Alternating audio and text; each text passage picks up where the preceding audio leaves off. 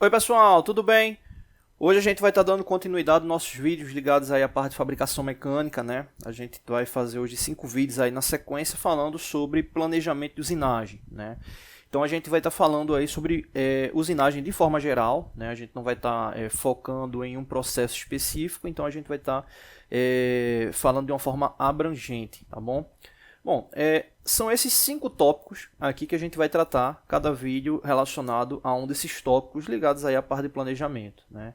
Sequência de operações barra máquinas, né? Instrumentos de medição, ferramentas para usinagem, parâmetros de corte e controle dimensional, né? Só uma observação, quando a gente fala aqui de controle dimensional e aqui tem instrumentos de medição, entenda o seguinte, instrumentos de medição está ligado aos instrumentos que eu vou selecionar para a realizar as medidas, né, as medições durante o processo de usinagem. O controle dimensional está ligado a essa parte da verificação, tá bom?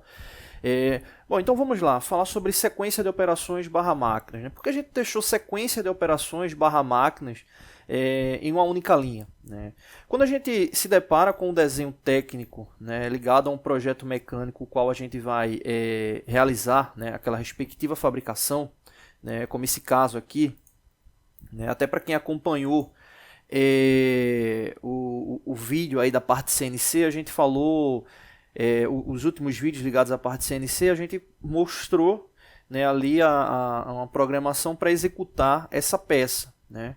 Ou seja, quando a gente fez essa programação, a gente já foi ali para a parte da operação. Né? Então isso aí está muito ligado, né, à questão de como é que a pessoa já conhece, né, a máquina relativamente ligada ao processo que você vai realizar, né, a fabricação da peça. Só que o que acontece? Nem toda peça ela vai ter uma fabricação exclusiva, né, dedicada a uma única máquina. Né? Então, um exemplo, essa peça aqui, a gente fez aquela execução lá simulando no torno CNC, mas ela poderia ser feito, exemplo, no torno convencional.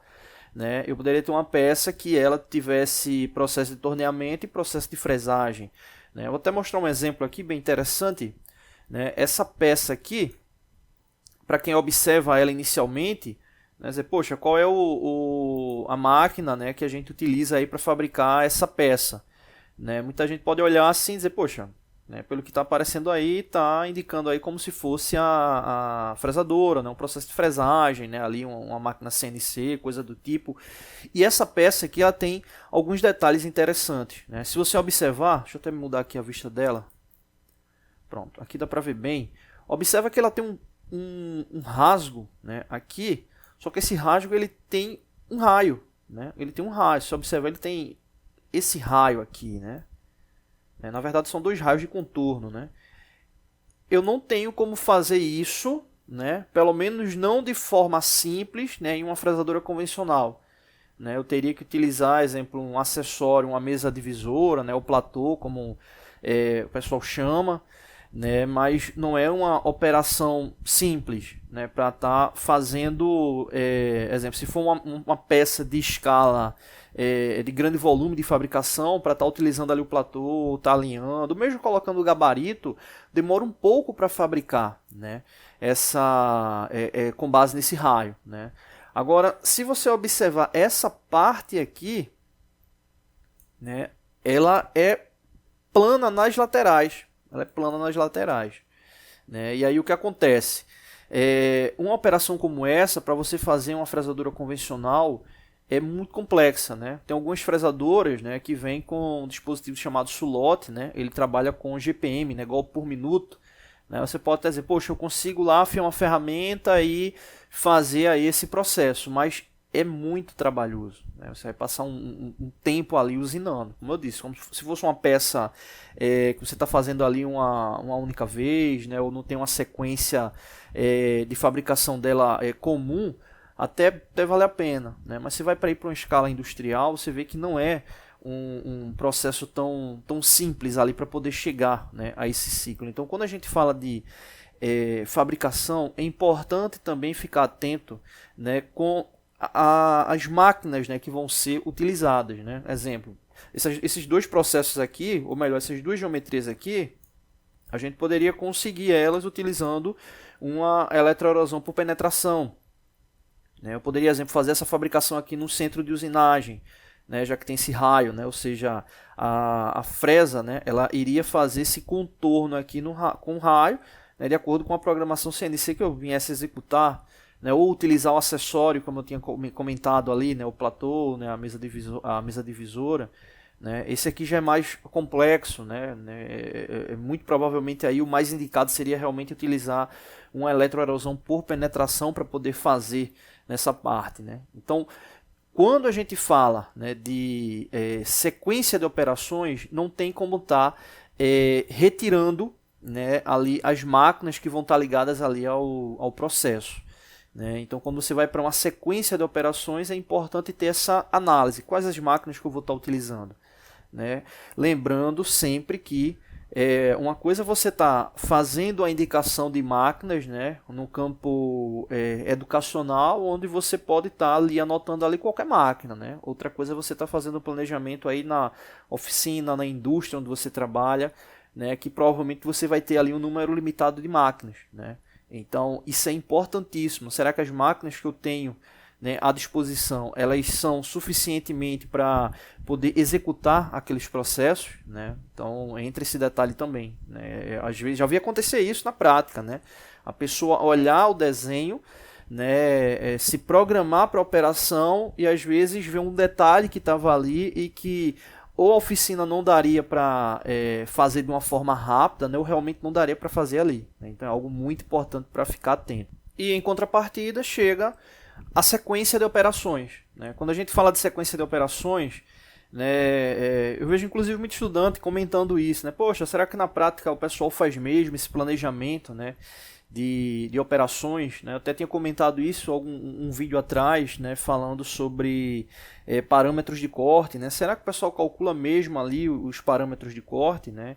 E como eu tinha comentado, né, depende muito. Né? Se você está fazendo uma ação que ela vai ter um ciclo contínuo de fabricação, quanto menos desperdício, melhor para maximizar ali os lucros. Né? Então, exemplo, se você tem lá 5 pessoas que vão estar atuando, vamos tomar como exemplo essa peça aqui mesmo, 5 pessoas que vão estar lá atuando na fabricação dessa peça, aqui, e você não tem lá uma sequência de operações definida, né? um processo, e principalmente se for no torno convencional, né, a chance de você ter uma variação de tempo grande é alta. Né? É alto, e isso aí é muito prejudicial. Né? Então, para um ciclo, né, que você tem ali uma necessidade de lote, né, é importantíssima essa sequência de operações para que o processo ele fique padronizado. Né? Aí vou voltar, né, a falar aí sobre filosofia de área de gestão, né?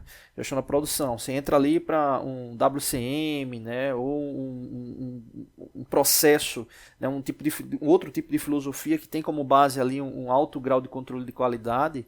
Né, você ter essa sequência ela é fundamental, né, para que você possa mapear, né, pontos de melhorias ali no processo. Se você vai fazer ela de forma aleatória, você acaba não tendo ali o parâmetro. Né. Você possivelmente vai até conseguir atingir o produto final, né, vai chegar ali ao produto final. Né, mas pode ser que o tempo que você venha atingir esse produto final venha a demorar bastante. Né. E aí entra essa questão da sequência de operações. Né. A sequência de operações, né, ela visa alguns aspectos. Né? Aspectos ligados à fixação, né? Exemplo aqui mostrando uma peça aí no torno, né, sendo fixada. Isso aí é importantíssimo porque quando você vai para uma ação de fixação, né, não só no torno, independente do tipo do torno, né, torno revólver, CNC convencional, né, independente dele, né, essa base, exemplo aqui no caso, o comprimento que vai ficar para fora da placa. Né? Parece ser um detalhe simples, né? Mas se você está fazendo ali um ciclo de fabricação em larga escala, como é que essas peças vão vir? Elas vão vir numa barra inteira? Elas vão vir cortadas? Né? O quanto é que eu vou ter de refúgio ali de material com base nessa fixação? Né? Então é importantíssimo ter essa análise desse controle de como é que a peça ela vai estar fixada. Né? Por quê? Senão, quando você for realizar o ciclo ali de usinagem, pode ser que em determinado momento a fixação que você deixou ela não seja suficiente. Ou, ainda pior, né? Pode ser que você venha a ter ali um caso de uma fixação insegura. Né? E a peça pode vibrar, ela pode soltar inclusive da placa durante a usinagem ou no acionamento da placa. né? Então essa sequência de operações ela também leva em consideração ali como é que a peça vai ser fixada. Lembrando, né, voltando aí à questão da destreza da operação. Quanto mais prática, né, se tem ali no processo, mais os movimentos ali referente à usinagem eles vão se tornando, né, quase de uma forma automática, né? Você já tem aquela relação, mas isso aí você tem que ter a base ali de tempo, né? Não necessariamente um grande tempo, né? Mas de fato ter esse entendimento do processo. Então a fixação ela é um ponto importantíssimo, né, nessa sequência de operações. E o outro lado envolve ali a parte da usinagem propriamente dita, né? Como cada movimento vai ocorrer, né? A usinagem ela vai ocorrer até que ponto, você vai precisar virar peça, né? Vai entrar depois ali a parte de controle dimensional que a gente vai estar falando mais para frente, né? Se vai ter ali algum momento ali para virar peça, movimentar a moça, né? Então toda essa sequência ela deve ser bem descrita, né? E sempre imaginando o que foi realizado e o que falta realizar. Porque, dependendo do método, como você for fixar, né, ou iniciar ali a sequência de usinagem, pode ser que depois não dê para finalizar a peça de forma plena, né, e você venha a ter problemas ali no ciclo. E é muito comum em peças mais complexas, né, por exemplo, uma peça como essa aqui, que tem mais detalhes ali de execução, né, você vai para uma peça como essa aqui, né, é comum às vezes você fazer até um certo planejamento e durante ali a usinagem aparecer ali um insight ali interessante para mudar ali aquela sequência. Isso faz parte do processo, né? Principalmente se você fizer uma peça piloto, né? Ou seja, fizer uma peça teste. Isso é muito comum em ciclos industriais porque além das operações, né, você tem a questão do controle dimensional, né? E esse controle dimensional ele entra ali em tolerância de ajuste, tolerância de forma-posição e inclusive rugosidade também, né? Então vai entrar um outro ponto mais para frente que a gente vai estar falando, que são os parâmetros de usinagem, que é para poder testar se o elemento ali de fato ele está atingindo ou não o ciclo, vamos chamar dessa forma, né? O momento desejado, né? Esse momento desejado entenda-se como levando em consideração ali acabamento, né, e esse controle geométrico da peça, né? Então é importante que você tenha ali essa base. Então é comum, né, em ciclos, né, grandes ciclos de lotes de fabricação, você ter essa peça piloto para garantir que todos os elementos eles tenham a plena possibilidade de acontecer da forma como você planejou. Imagina você planejar, aí, exemplo, vamos colocar um lote pequeno, 100 peças. Né? E aí você faz o planejamento, não faz uma peça piloto, né? Não faz um teste piloto, né? Vai ali para a usinagem, apresenta o problema, né? A primeira peça ali morreu, vai para a segunda peça, né? Modifica o planejamento, a segunda também morreu. Então, né, isso é importante, né? Principalmente quando você tem complexidade no processo e é algo novo, né? Algo novo ali para o elemento, né? Então aí na sequência do ciclo entra justamente essa parte ali da usinagem, né? Ou seja, como é que esse processo ele vai estar ocorrendo ali enquanto operação. Então de fato é descrever ali a sequência. Então nesse ciclo a gente tem basicamente aí 3 pontos, né? As máquinas que estão ali disponíveis, né? A fixação e as operações, né? As operações que vão ocorrer ali no processo, né? Então, de fato, ali ter todo esse detalhamento. E é praticamente como se fosse uma redação, né? Tem muitas indústrias que trabalham com folha de processo da seguinte forma, né? O esboço geral e o ciclo topificado, né? O que é o esboço geral? De fato, você descrever toda a sequência de operações, né, envolvendo a máquina, a fixação, a usinagem em si, e depois colocar por tópicos, né? Primeiro tópico, é isso que vai ser feito. Segundo tópico, ou seja, otimizar, né, que é todas aquelas informações ali, né? E não só ter essa sequência, mas também ter, relativo a cada operação, se vai ter qual a ferramenta e qual o instrumento que vai ser utilizado, né? Então, fica aí essa observação. Então, é fundamental para qualquer ciclo de usinagem você ter aí essa parte do planejamento, né? Ter essa parte do planejamento visando que você venha atingir ali, né, o produto final enquanto execução, tá bom? Então no próximo vídeo a gente segue aí falando sobre planejamento de usinagem. Valeu! Oi pessoal, tudo bem? Hoje a gente vai estar dando continuidade aos nossos vídeos aqui ligados à parte de fabricação mecânica, né? E a gente vai fazer o segundo vídeo falando sobre planejamento de usinagem.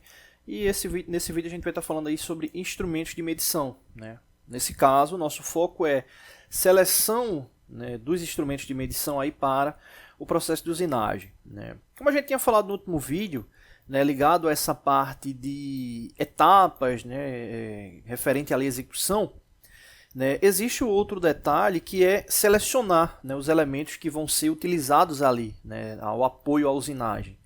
Né? Inclusive, quando a gente for falar no próximo vídeo sobre ferramentas, a gente vai estar falando também sobre acessórios, né, que às vezes são necessários. Bom, então, voltando aqui para a questão dos instrumentos. O que acontece? Né? Se eu pegar uma peça como essa aqui, né, e, exemplo, uma seleção, diz, olha, indica aí os instrumentos que você vai utilizar aí para poder medir essa peça, né? Normalmente paquímetro, micrômetro, enfim, você vai listar todos aqueles elementos ali que você acredita que seja necessário aí para execução. O primeiro detalhe é entender o seguinte, né?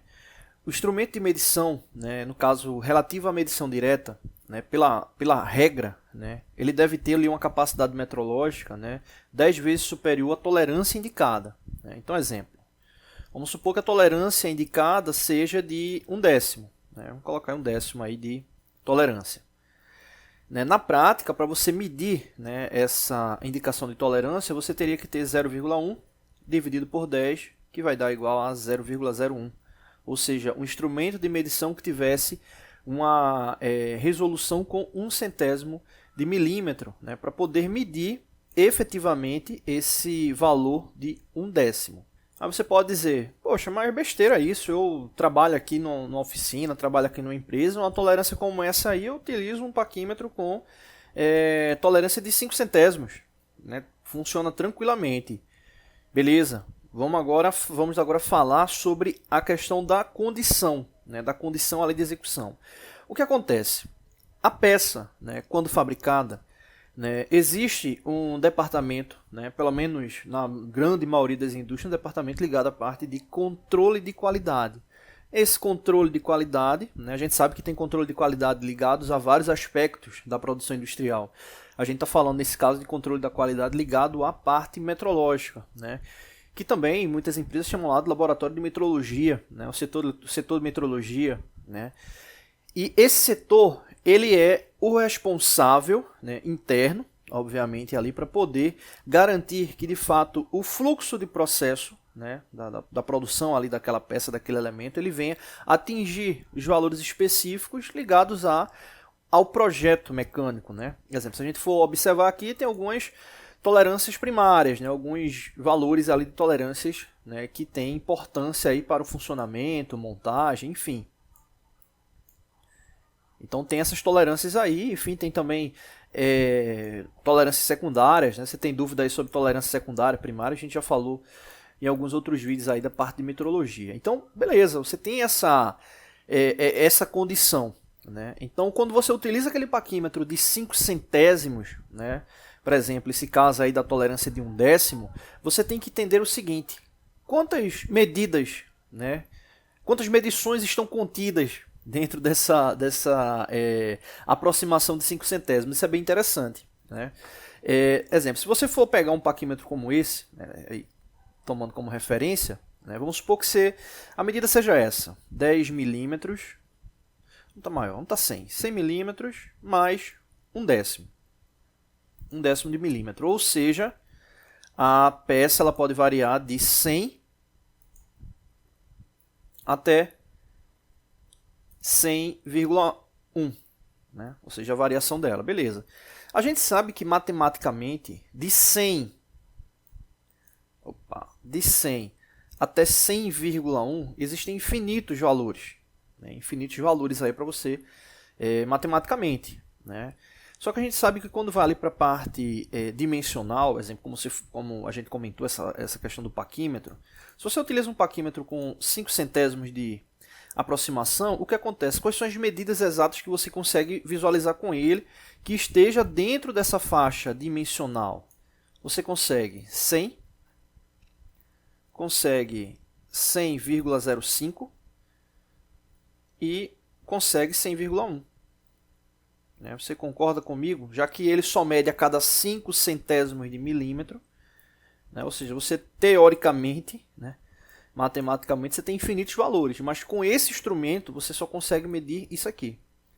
3 valores possíveis, né, levando em consideração a resolução do instrumento, ou seja, a coincidência perfeita ali das linhas, tomando como referência ali a escala fixa e a escala móvel.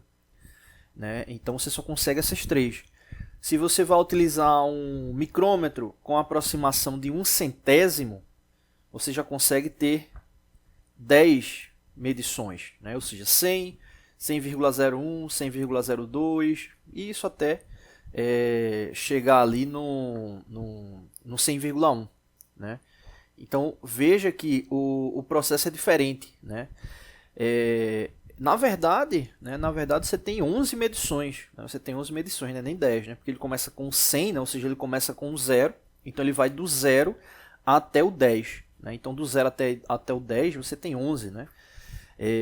Então veja que aspecto, né, relevante aí para essa contagem.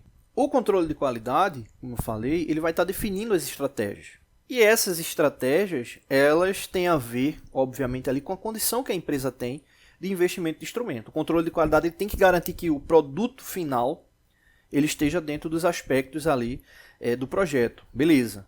Né? Então, exemplo, vamos supor lá que o controle de qualidade ele fez lá um planejamento, né, operacional ligado à parte dimensional, e para cada operador, enfim, vai ter um certo jogo de instrumentos ali que a cada 2 semanas vai passar por aferição, né, sistematicamente vai passar pela calibração, né, vai para um laboratório credenciado para fazer uma análise estatística.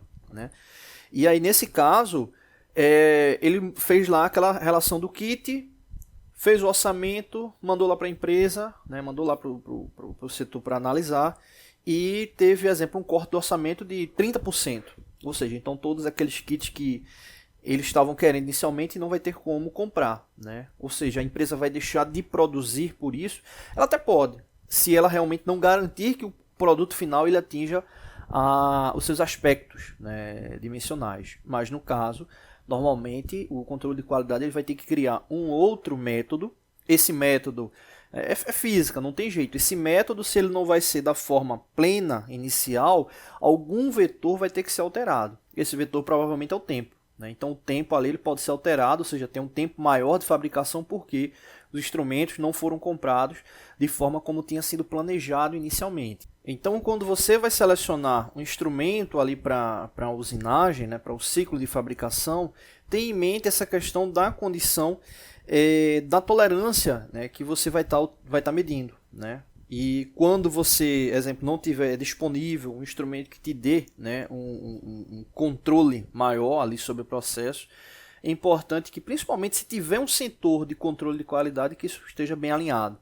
Né? Eu já vi casos também aí de operadores, né, pessoas ligadas aí à parte da usinagem ser prejudicados por causa disso. Né? Receber um instrumento, né, para fazer a verificação e depois, né, a culpa acabou caindo ali para o operador, né, de porque ele não questionou, né, aquele instrumento. Então é importante ficar atento com isso. Né? Então, voltando aí à questão da seleção, né, o primeiro aspecto é esse ligado à tolerância e o segundo aspecto é a parte geométrica, né? Ou seja, como é que vai ocorrer, né, o apoio, né, relativo ao instrumento ali na verificação.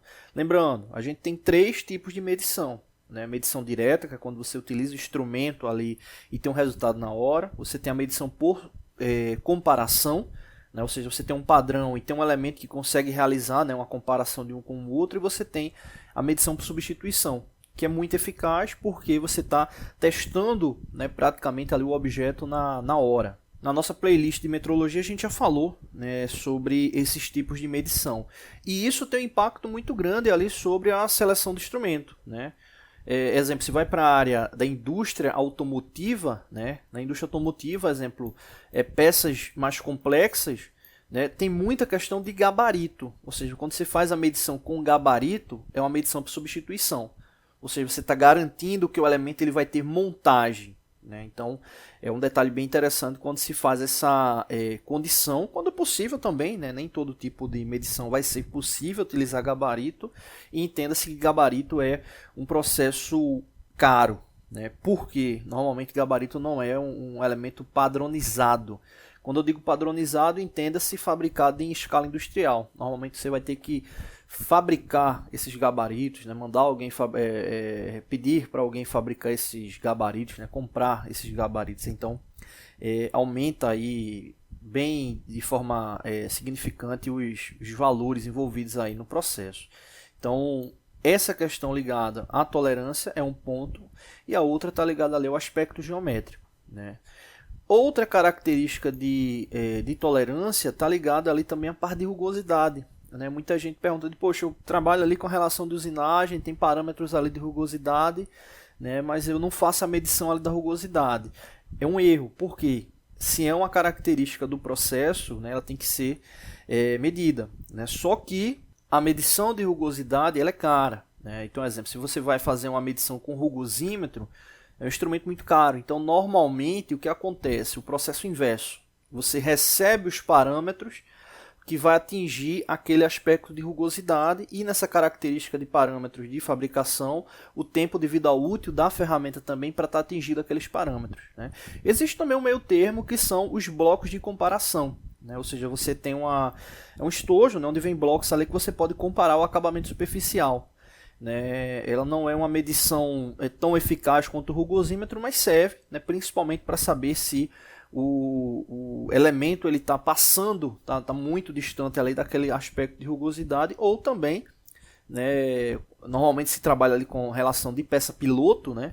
Então o pessoal também faz esse aspecto de peça piloto. Então aquela peça piloto ela tá com acabamento superficial legal, né? Tem aquelas lupas industriais, né, para você estar verificando ali a parte superficial se o acabamento ele tá condizente ou não, né? Mas de fato aí o rugosímetro acaba sendo um instrumento bem preciso, né, para esse tipo de verificação, né?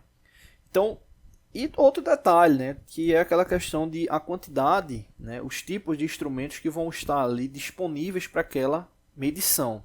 Eu já vi, por exemplo, acontecer numa empresa de usinagem, né, ela tinha até um volume bom de produção, mas não eram peças complexas, né? E aí ela recebeu uma demanda para fabricação de engrenagem de dente reto, né, e ela não tinha instrumentos ali para medição, né, mas mesmo assim ela quis, né, pegar aquele tipo de produto, né, e quis criar, né, alguns métodos ali para garantir, né, o aspecto dimensional, enfim, né? Então às vezes, né, esse tipo de ação ela não você vai ter um impacto muito grande no final. É melhor você garantir de fato que você tem um instrumento compatível para aquele processo, né, do que mais para frente você está ali no ciclo de fabricação, já está com o produto fechado ali para venda, né, e acaba se complicando, né? Então tem que entender que dependendo do processo você tem que ter, né, o instrumento, né, o equipamento também necessário, né?